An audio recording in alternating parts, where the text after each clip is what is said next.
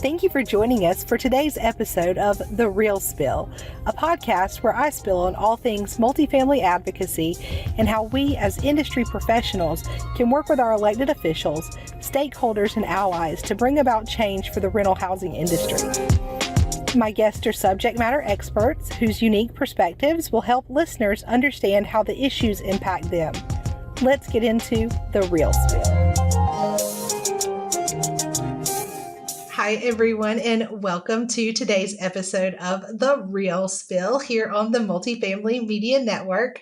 And with me today is an industry friend. Thankful he was able to join me today, Shane Raby. Welcome, Shane. Thank you. Happy to be here. Thanks for having me on. Of course.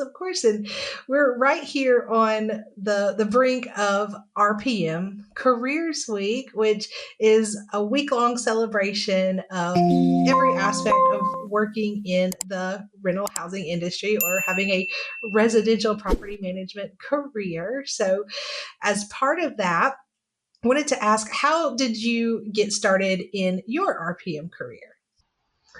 Wow. Well, believe it or not, I was actually poached online via LinkedIn. I had a recruiter that kind of slid into my DMs, and I had been in retail for almost 20 years as a retail executive.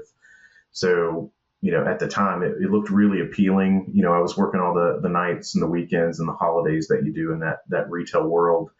And I was missing out on a lot of the firsts, I guess, with my daughter, who was really young at the time. So I was missing the soccer practices and games and dance recitals. And I thought, kind of a quote unquote banker's hour scenario that was pretty much Monday through Friday, 9 to 5, some Saturdays here and there sounded much more appealing than what I had been dealing with. So I followed up with a recruiter and was offered a position to transition into the industry as a property manager, which I was very fortunate, and I never looked back. Yeah, retail is so tough, and it's like New York. If you can make it there, you can make it anywhere. What retailer did you work for, if you don't mind my asking? I had about the bulk of my time was about 8 years with Macy's. And then right as I transitioned out of retail, I had about 8 years with Tommy Hilfiger. Oh, cool. In fashion retail specifically, that I don't know if you know, that's where I came from. Oh, yeah? It was fashion retail. It was all I ever did. From the time I had my first job, it was in fashion retail, and actually worked for Dillard's in the shoe department at the Haywood Mall. And that was so much fun, but so much work. Learning the stock room at one of the largest at Easter. So I get it when the nights are long, while your family is having, Thanksgiving meals, you're prepping for, oh, guess what? We have to go in early because we're opening early, and you're missing out on a lot of those firsts that the multifamily industry, like you said, by and large, it's banker's hours. We're Saturdays here or there, but as a property manager, generally you have your leasing team that's there for that. So you were very fortunate to come in at a property manager level. What was your favorite part about being a property manager? What was the new and exciting changes from retail? Oh, wow. It was, the first time I'd ever had an office. Working in retail, we may have had a desk back in the stockroom somewhere, tucked into a shelf with, shoes above you and coats all around you. So it was the first time I had a real, office space with a desk. And I don't know, I just felt very official, coming from years of having been labeled as someone who worked at the mall to then having, like a big boy job. So I really, took hold of that and dove right in and, made it a very serious career commitment. And to that point, being able to just have that office, be able to close the door if you need to. Every now and again, and just woosah, because when you're in retail, if you're out on the floor, you're approachable and you are approached by everyone. Doesn't matter what task you had. If a customer is there and they have a question, you've got to be on, which I know property management has that aspect as well. But having an office where you could actually sit down and have meetings with people, and there's not, like you said, a code flying over here, and we used to call them short run items that would be over here in a stack, and totally different worlds. And so when you came from retail to property management, was that one of the first times you had to lead like a multifaceted team, like where you've got maintenance and leasing and assistant manager? I would say yes. I think in the retail world, I was more used to, kind of more sales focused staff. And I think coming into property management, of course, we do have that sales focused staff, but like you said, those other facets were newer to me. So understanding the maintenance piece of it and kind of understanding even the upward trajectory, of the different layers of property managers and regional managers and VPs, and understanding all of that was very new for me. And probably a very much needed change. One of those, like, you didn't realize how, or me, for myself, having worked 4 years before being in the industry, didn't realize how burnout I had gotten on certain things, and until that was no longer a stressor in my life. And granted, other stressors take its place, but sometimes that weight doesn't feel as heavy compared to the weight we may not have realized we were carrying before. It's very different. It's a different kind of stress, and that was one of the things that was definitely eye opening for me transitioning into multifamily. In looking back now, I think it's kind of ridiculous, but the way as a retail manager we would stress out over like a corporate visit, someone that was coming, not a speck of dust could be on the floor, every sweater and t-shirt happened to be perfectly folded and stacked. And now in this environment, even when I started as a property manager and everyone's like, oh, the regional's coming or the VP's coming, I'm like, okay, why are we stressed out? Are there cigarette butts in your flower beds? Okay, go pick them up. Otherwise, what's the big deal? And there are some stressors that come with it, but I just think that visit aspect of it, when someone's coming to the property, there's just not as much detail and fine tuning that has to go into it, whereas it would have been an overnight shift, pulling in the entire team just to fold for 12 or 18 hours before a retail visit. And now it's like, okay, hop on the golf cart, run through the site, walk your tour path. If everything's good, you're all set. Yes, yes. We used to call them the suits. And we have our apartment all-stars now that are, Pete Regulus and those folks. But I got my CALP or NALP 20 years ago this year. I'm dating myself. Wow. But yeah, Jackie Ramstead was part of that at the time. And I used to go to classes at Upper State. And when she would talk about like a site visit like that, she had us in stitches because she's like, oh God, the suits are coming. The suits are coming, to the point that she's like, I need you to sign this, because they would do file audits. And like, she's like, you find yourself signing things under the stall in the ladies' room. And it was so like, everything's on fire. I've been part of teams where, sometimes I think I came up from a leasing consultant and worked, assistant manager, and never wanted to manage property ever, ever, ever, but ended up being kicked out of the nest and had no other choice but to spread those wings and fly. But when you see the stress it does put on the team when they're not ready, when the property is not ready, and then it's all hands on deck and everybody gets resentful. Oh, well. And when I became a manager, I flipped that mentality to think that if we stay ready, we don't have to get ready. Yep. It's much easier, much less panic. Yes, for sure. And less like, one of my managers I know she was stressed when she was like, Katie, and she would like holler at me, just being funny. She was really funny. Will you go to KFC and get me those mashed potatoes and gravy? Like, yes, ma'am, I'll be right back. Let me guess, you want the sweet tea? I got you. Like, we're stress eating, and it was much different. And so when you switched and moved from property manager to regional, first, how did that take place for you? And how did being a property manager first influence and impact your journey now into being a regional? I I think being a property manager first was really important. Kind of understanding we as regionals have a certain level of expectation and accountability that we hold the property managers and the entire site team to. And I think that had I never experienced that personally, if I came in as a regional, which I think is pretty rare in our industry, I would have been somewhat lost, or I think I may have had an unreasonable set of standards, not knowing what it's like to have the true boots on the ground experience. Um, I found myself in the regional role. I was with a regional that, kind of helped teach me everything that I know. She was absolutely amazing. She left one company and went to another, and I followed her there. She kind of pulled me with her. And then one day, out of the blue, I had always envisioned I would get promoted into a regional role and work side by side with her, as a colleague. I never imagined that she would leave, and she suddenly left the industry, and I wound up being her replacement.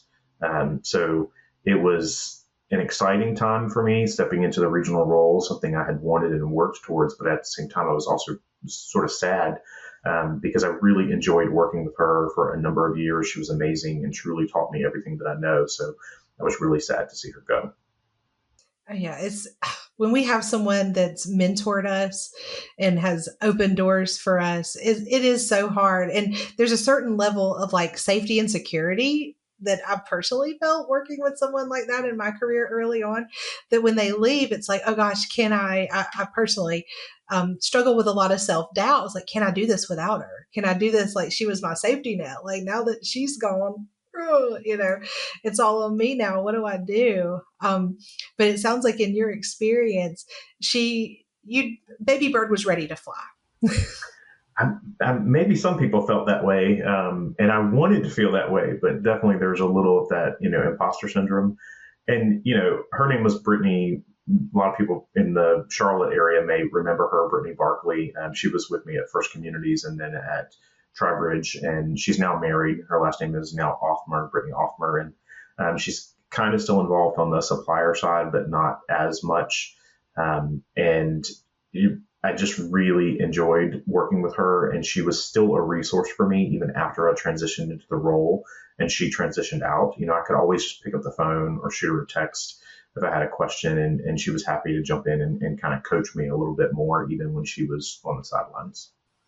And those relationships are really, in my opinion, in my experience, what makes the hard days easier is having the camaraderie of someone who knows what it's like, who knows that we leave it all on the floor in the industry, so to speak. Like, we pour so much of ourselves into what it is that we do, that having folks and mentors that make us want to be better, those iron sharpens iron kind of folks, and those relationships, I think, sets our industry apart from a lot of others because of the relationships we're able to build along the way. For sure. And so you've gone to regional, but you've become involved with your local affiliate. How did you first learn? Like, I didn't know it was a thing. I just got voluntold to come to supplier appreciation at Chief Wings and Firewater, and I wasn't old enough to go upstairs. I had to have special permission. I didn't know why we were going there and why all these people are drinking. I certainly learned very quickly like what everybody's drinking. But that was my first introduction to like what an affiliate was and what an event was. What was that experience like for you?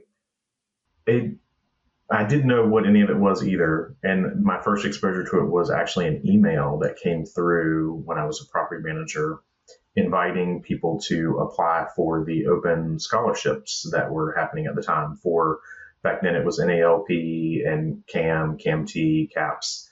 And I was still relatively new to the industry. I didn't even know what those things were. I saw the email, it kind of piqued my interest, and I dug in a little bit more. And having come from retail with no formal education, I started in retail right out of high school. I thought, what better way to prove, how committed I am to the industry and how serious I am about this career than to get one of these credential things, whatever that is. And I applied for the scholarship through the Greater Charlotte Apartment Association. I did not get the scholarship. Womp womp. But that was my first exposure to it. And then I started to receive the regular emails and learned about the committees and all the other events and offerings. And I thought, why not get a bit more involved? What can it hurt? And I showed up to my first committee meeting in January of 2017 with the Next Gen Committee at the Greater Charlotte Apartment Association. Back then, it was still the YAPS Committee, Young Apartment Professionals. It was since rebranded to Next Gen. That was the first committee I ever joined, and I still serve on that committee to this day. Oh, that's awesome. And I've had a conversation with some folks about leadership in that respect. That's like once you're on a committee and you've made it to a certain point, how important it is to find that next person and bring them along with you. Have you found any like mentees or folks in particular with Next Gen? Like how has that experience given you the opportunity to pour into the next generation? I think really it exposed me and built my network to a lot of people that poured into me. And then that's what helped me to see how important it was to do that to other people. And I think as a regional, in the field, we have to find the right balance. I like to support my teams with anything affiliate related. If you want to attend a committee meeting, you want to join a committee, you want to attend an event, I absolutely implore them to do that. But we also have to make sure that we're protecting our assets and making sure that we have proper coverage. We don't want people to overcommit themselves or commit themselves too much to where they're taking away from, their daily 9 to 5 job. So it's finding that balance, but I do not hold my people back from any involvement, and I try to pull them with me. Not necessarily just people that work for me or for my company. If I see someone who's young and eager, and really, especially if they're looking to grow their network, I always coach them that doing things with your apartment association is the best way to build your network. And we'll just pull them in with me and bring them along. And so many people that don't have that mentality are missing out on so much, and they're tying their team's hands to a certain extent. I've been in certain environments where apartment association involvement was not encouraged, like folks, and even seen folks who have to take PTO. Last year, I had a committee member for SCAA's legislative committee who, like, I need a mentee. I want to turn things over. I cannot be the only person at the helm of this. And Chris pays me to do what I do for the firm and not be, chair of certain committees or what have you. But she had to take PTO to come to the Advocate conference. And I'm like, oh my gosh, I can't imagine what she had to sacrifice to be here. And it was never lost on me how important it was to promote that kind of thing and promote networking. Like, it's only for the betterment of the team in general that they go and they get education, polish, networking skills. And to your point, same with me. I came into this industry right out of high school. I was working at Dillard studying to be a paralegal. And I had no I didn't even finish my paralegal certification because I fell in love so much with property management. I'm like, oh, they have their own education. I don't have to do legal bibliography and wills, trusts, and probate again. Oh, God. But but being able to have the ability to have our own credentialing systems, have our own education. And now just at the Advocate conference, was at the RPM Careers Committee meeting, and up on the screen are all these colleges and universities that are now offering property management degrees. I think those of us who've been in the trenches taking grenades for as long as we should have our honorary degree. Yes, I think we should. I agree. For sure. And so something super exciting just happened. There was a change. So NAA shifted away from their former 20 in their 20s campaign, and they have revamped it. You want to tell listeners about how you learned of that and some exciting news? Yeah, it's very exciting. Actually, last year I served on the committee for Next Gen for NAA when they were still offering the 20 in their 20s. And so I got to be a part of the behind the scenes of seeing, the brainchild of Betsy Cunningham, or Betsy Patrick Cunningham. I think she was the one that sort of proposed when she was chair of the Next Gen committee that, why are we highlighting the success of individuals that are only in their 20s when we could really open it up? And that is sort of where it came from. And now it is a highlight of individuals that have 10 years or less in the industry.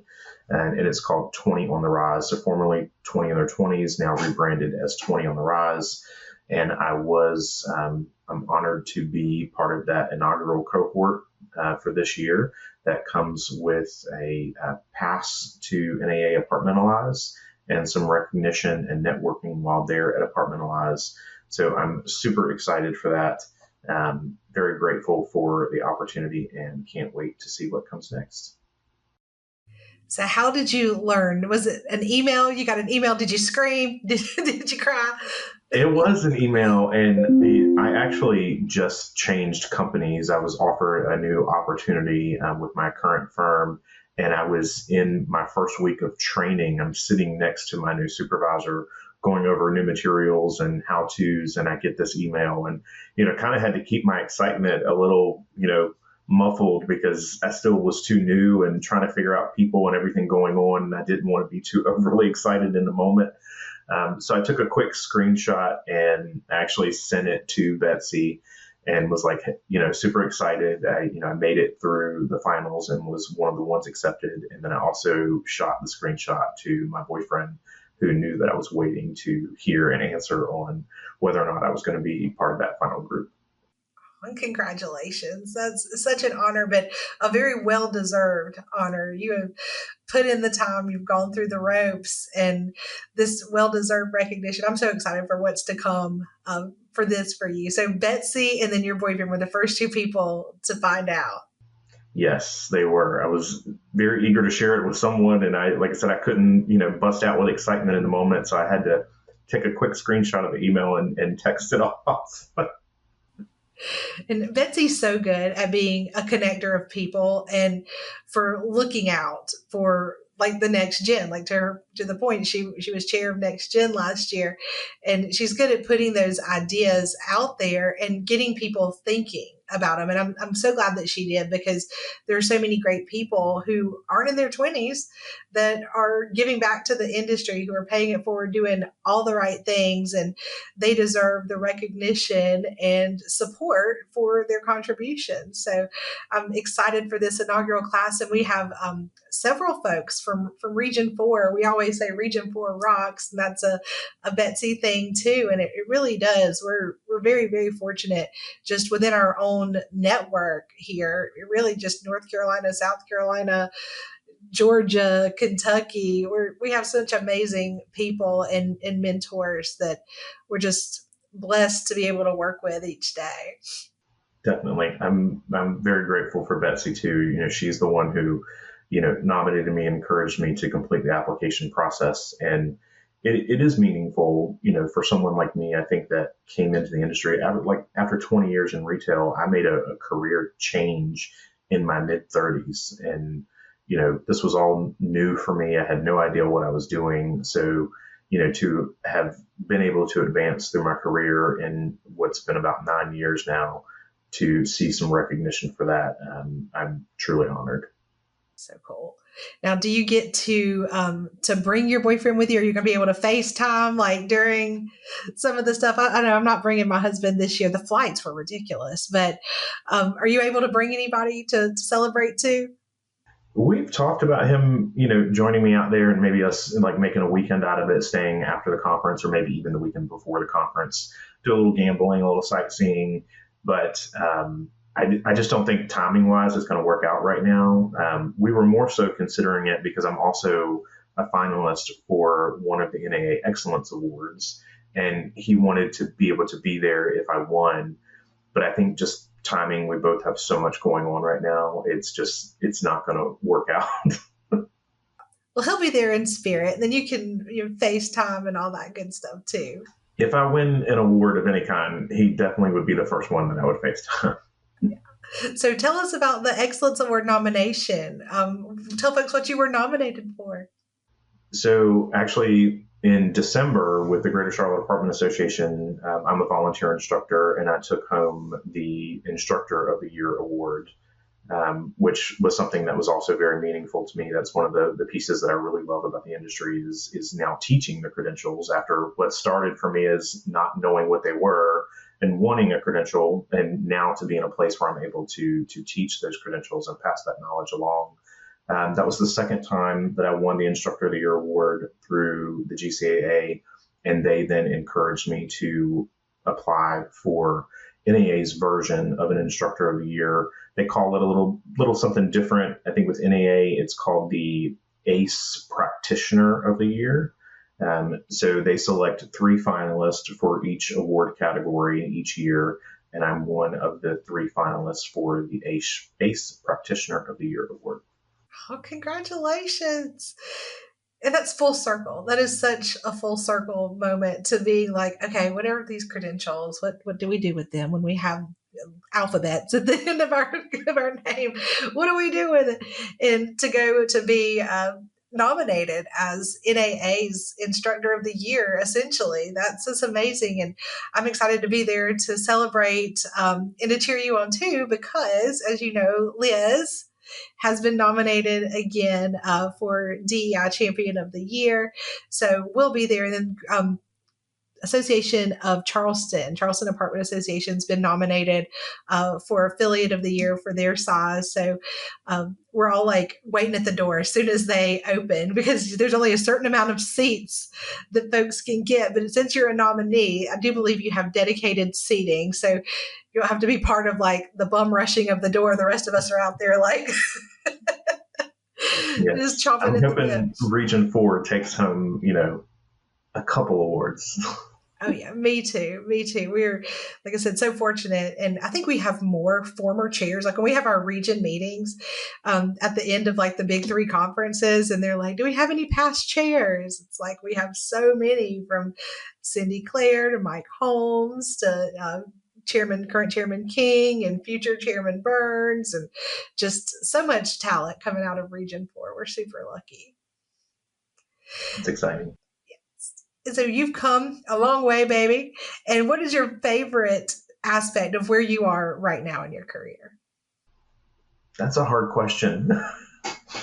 I think I think being in a position now where I do feel like I'm able to give back. I think that giving back not only through the association, but also being able to teach those credentials and sort of share that knowledge that for the first few years I had to sort of be a sponge. I was, a fish out of water, not really knowing the ins and outs of the industry and how things worked. And so I do enjoy being able to take all that I've learned and now share it with that next generation of leaders that are coming up. Yeah, that's the good stuff. That's the sweet spot. It's like as awesome as being acknowledged and getting kudos, and that is so much better whenever you're able to pass that on. You see folks that you've mentored, when the light bulb turns on, they find their stride and they're coming up, and then they're getting their flowers. It's one of the coolest things, in my opinion, of leadership, and I agree that is a favorite aspect too. And now, what all do you teach? What all credentials do you teach for GCAA? So I have taught CALP and CAM, and I also teach CAPS. I'll be teaching CAPS for the GCAA coming up on May 7th. And I've taught for some other affiliates outside of the GCAA. But I think most often CAM is probably the one I teach most frequently. Now, is there a certain module you enjoy more so than the other of the camp? I didn't go back and get that one, and now it would kind of be moot. But I've heard that it's very challenging, especially the financials. It can be, but I think it's more so getting inside your own head is what makes it difficult. The reality is that, people going through that course that are working in the industry every day, we're already doing these things. The financial piece, you just have to pull yourself out of your software. You think of, all these software programs we use that essentially do the math for us. So we have to go back to a time when there was no Entrada or Yardi or RealPage, and, calculating gross potential rent was something we had to manually do. And that's all the financial piece really is just imagine yourself in a world where you didn't have the software that did it for you, just knowing where those numbers and figures come from. And I think people kind of psych themselves out a little bit, but once you get into it, you would probably find that it's not as intimidating as you think it would be. And it's going to be interesting to see what happens with the certified apartment supplier, because that designation went away. And from what I understand, it incorporated a lot of CAM. So, It did. like Michael Bell with our firm, love Michael. Hello, Michael, if he's listening. But he had his, and we talked about like you basically learn as a supplier how your clients run their properties. And that was so cool. But I had no idea. I wouldn't have thought that that would have been an aspect of the CAS designation or CAS emeritus. Now folks can still keep theirs, but it'll be interesting to see what comes of like a supplier designation in the future. And it would be my hope that somewhere there's the financial aspect too, so that they understand. Because being on the supplier side now, we have folks on our team, which granted, most of us are just retired property managers. Like Chris, just it's where the property managers go when they're completely burned out. And so we have a lot of them on the team. But our firm has grown so much over the past, like since Michelle O'Brien joined us, like the growth has been so crazy. So a lot of times we take for granted that we have new team members who don't know what it's like. And while what we do is so important to the day-to-day operations of a property, because if you've got a vacant apartment not collecting rent and you've got an occupied apartment not collecting rent, you've got six of one, half dozen of the other. And if you can get the unit back in the possession of the property management, then they have the opportunity to go and lease that apartment to someone who will pay their rent. And so there's so many things about the industry that our affiliates can provide supplier partners and those on site with knowledge to help them advance their career. And how long has Greater Charlotte done like scholarships? Was that something like 2017 or roundabout? Is that when you heard about it? Because I'm just hearing now, like some of our affiliates here upstate doing scholarships. I definitely learned about it in, I think it was like 2017. I couldn't tell you how long it was around before I joined the industry. I'm not sure, but it's definitely been around as long as I have. And it's such a cool thing because if it's expensive to get your credential, if someone just went on to, I think it is Visto, if they just went on and decided they were going to do it. But the affiliates that are doing the scholarships, which Upper State has just started doing some like scholarships to conferences and stuff like that. The knowledge that's gained, it's going to just pour back into the affiliate. How has being involved with the Greater Charlotte Apartment Association been able to advance your career? Like I mentioned earlier, it really has expanded my network, which was, I think, much more important to me when I was on site as a property manager. I think there's always a little bit of uncertainty, and I think I've heard people say before in our industry, you have to be somewhat comfortable being uncomfortable, because it's real estate. You know, we trade out, we buy and we sell. So as a property manager or an on-site team member, there is always the possibility that your community could sell, which is a perfectly normal part of our world. And 9 times out of 10, your company, if you're a top performer, you're a good employee, your company's going to do everything that they can to keep you and transition you to a sister site. But maybe you're with a smaller company that doesn't have a lot of properties in your area or in your market. Maybe there's no open positions and there's just not a way that they can keep you right now. There's always the opportunity to interview with whatever company is purchasing the asset. There's no guarantee that you'll have an opportunity with them either. And although 9 times out of 10 you do find yourself with an opportunity, if for some reason you didn't, I think building that network is so important. I know that if I had to, put that little open to work bubble on my LinkedIn profile picture, my network of people that I've built within the industry and particularly within the Charlotte market are going to reach out to me with opportunities. I'm going to know people that I can reach out to and say, hey, do you know of an opportunity with this company or this company? And it helps us to, land on our feet. So it started out as being more important for me as a property manager. And now, at this stage of my career, it is still equally as important to exposing me to new things, like the 20 on the Rise, new committees, learning new information, new legislation. It has all been extremely helpful for me, and I get all of that directly from the association. Yeah.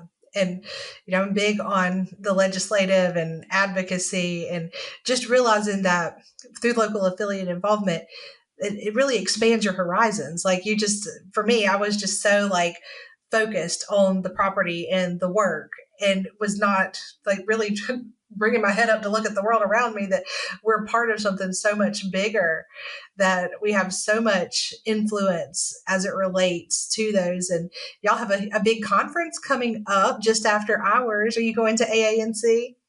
I will be at ANC. It is going to be in mid-May, I think the 12th through the 14th. Always, of course, in Raleigh. Super excited to be there. I do chair one of the committees for ANC, so I'm excited to be there to support that. Cool. Which committee do you chair? I chair DE&I. Oh, cool. So I know Miss Liz will be right along there beside you.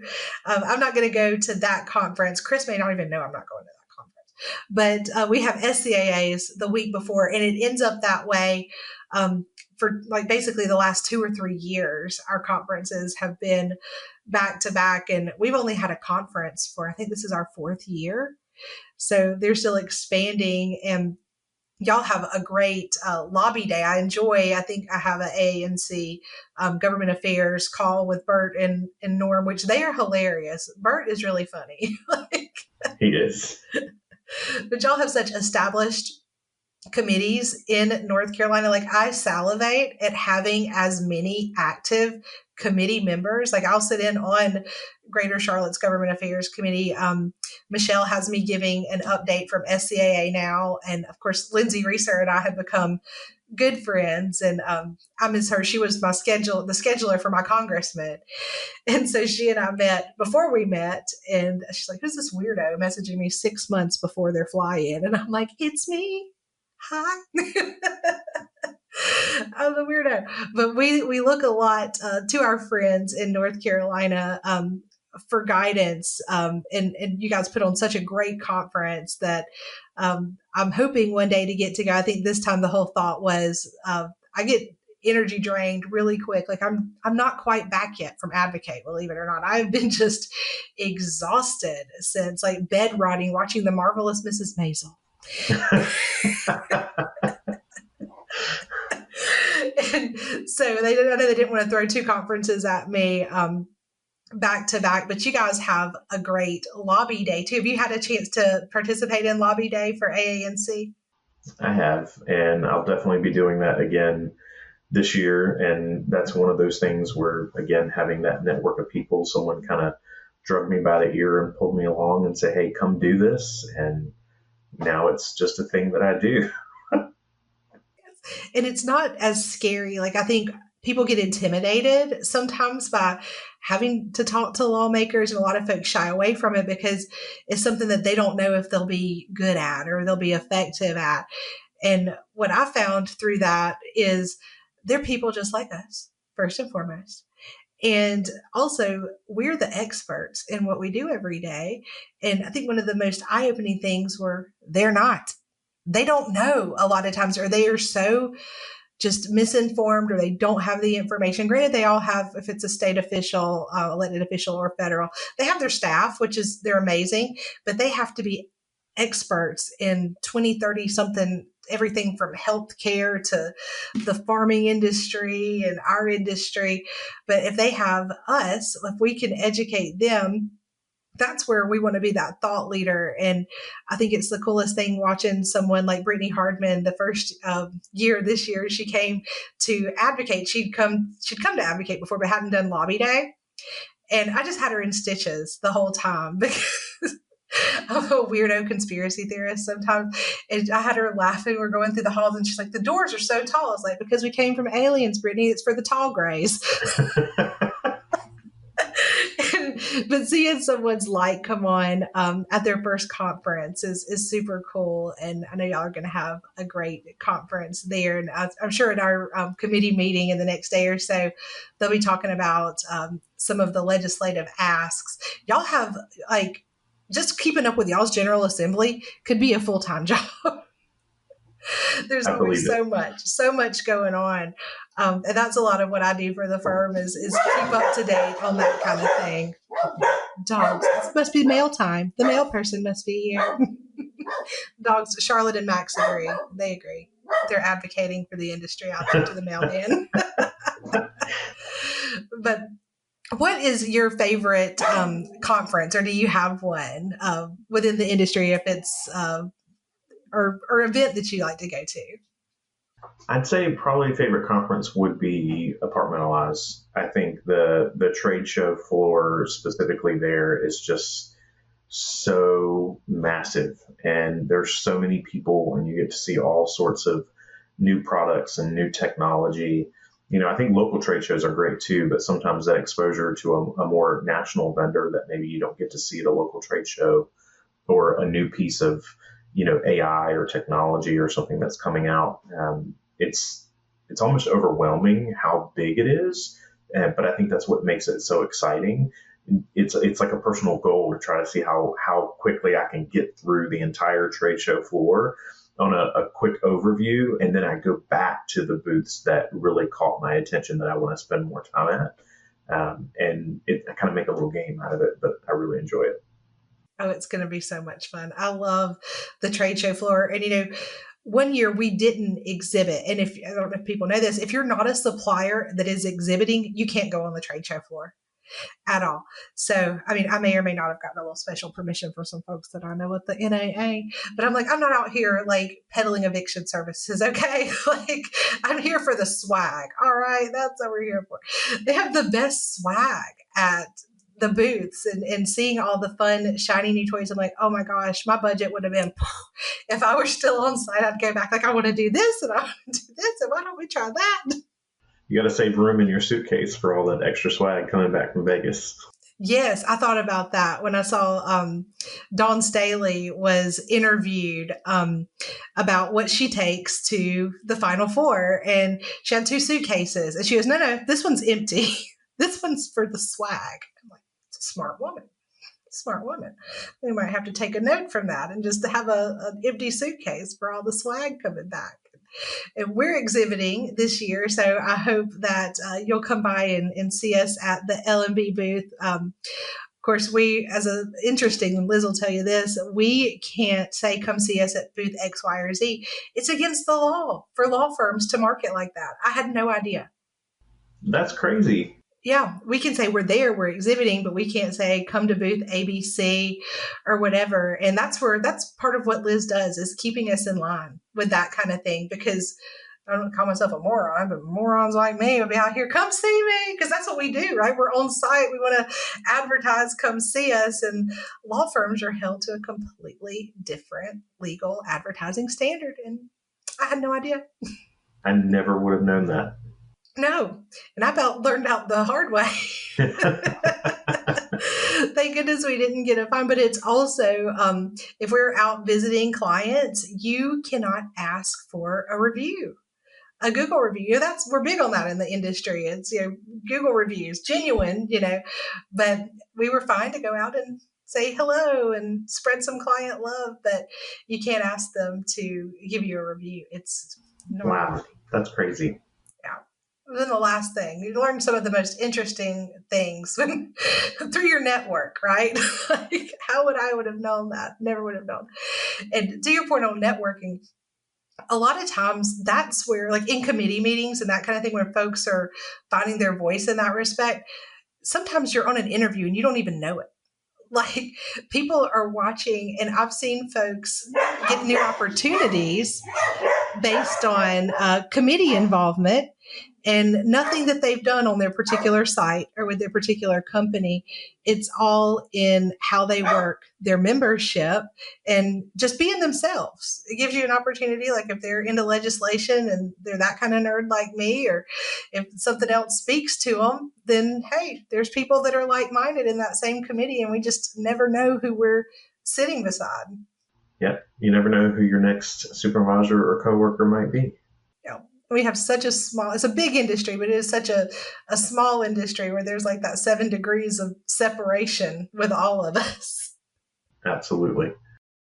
So I know you're looking forward to Apartmentalize. What else are you looking forward to this year? Oh, well, I mean, I think personally, I'm looking forward to my daughter is going to be graduating high school in May.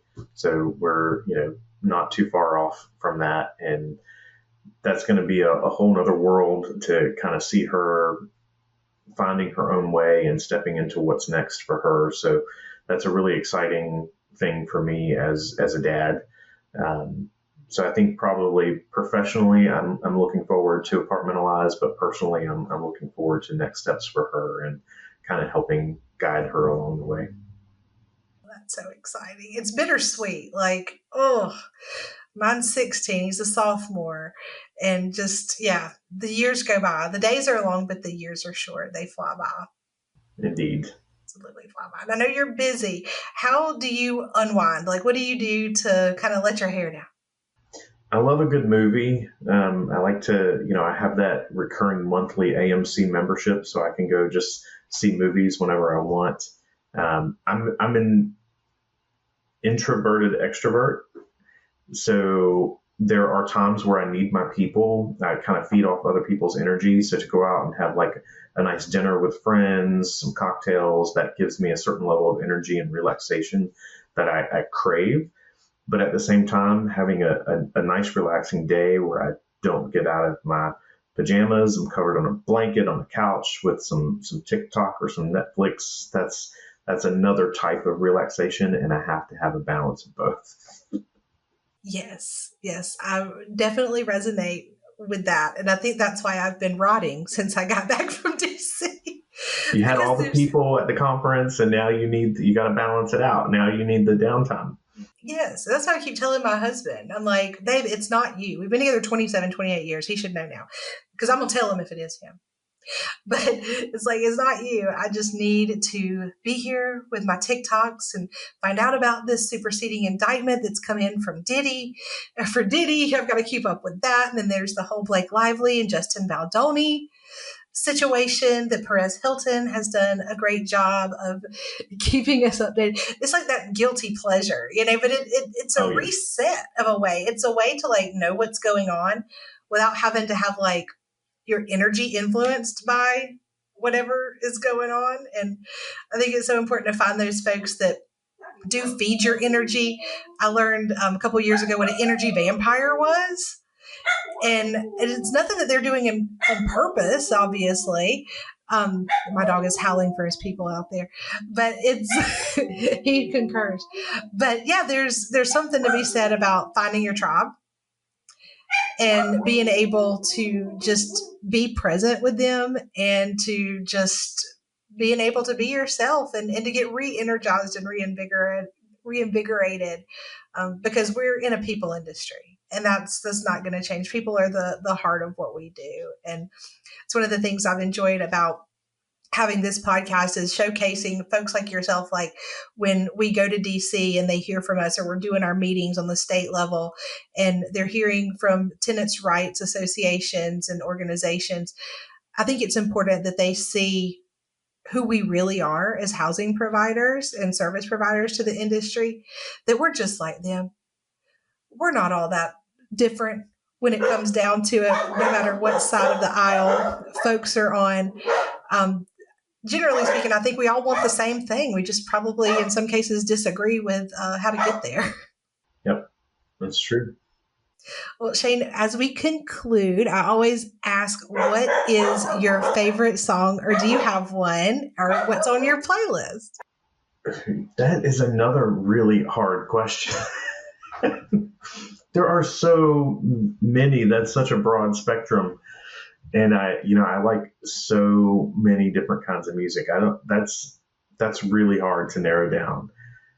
If I had to pick one, and this probably sounds really, really crazy to most people, but it would be All I Want for Christmas Is You by Mariah Carey.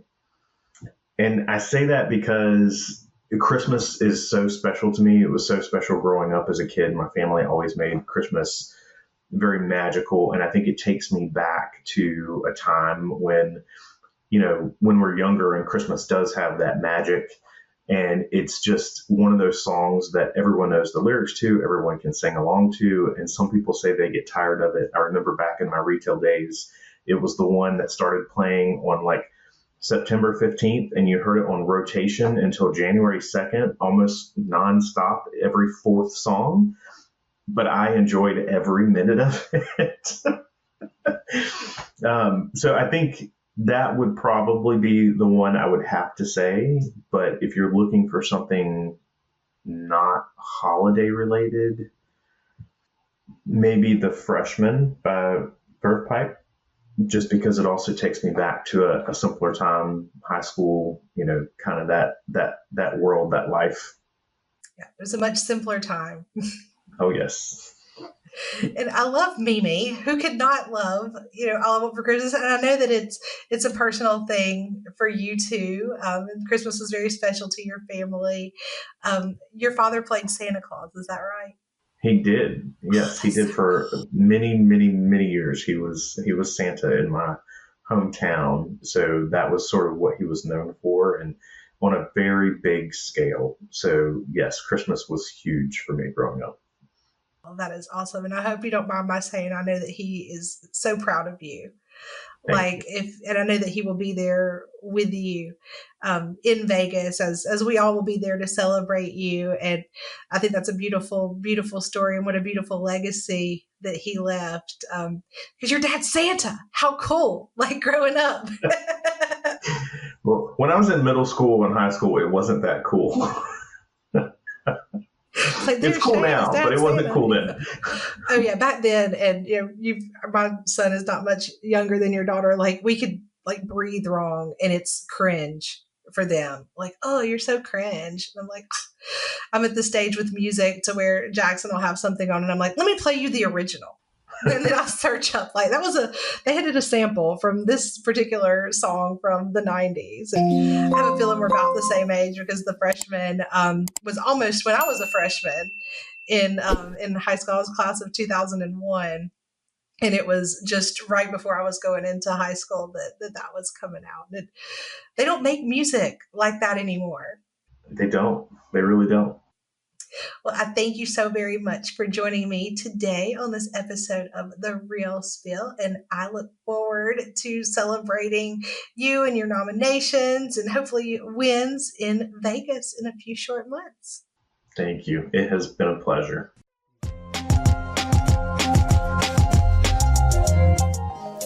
And that's a wrap on today's episode of The Real Spill, a podcast where I spill on all things multifamily advocacy and how we as industry professionals can work together with our elected officials, stakeholders, and allies to bring about change for the rental housing industry. Thank you for joining me. I hope you've learned something new. Now, go be a voice. Until next time, Spills out.